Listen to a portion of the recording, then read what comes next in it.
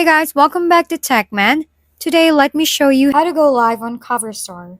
Have you ever opened an app, looked for the live button, and felt like you were searching for hidden treasure? That's pretty much the experience some users have with Coverstar.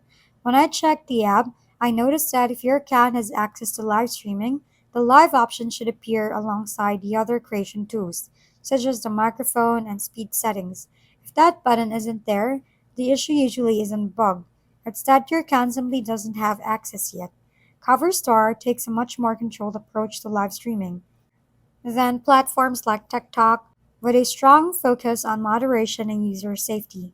Because of that, live access appears to be limited to selected accounts and testing groups.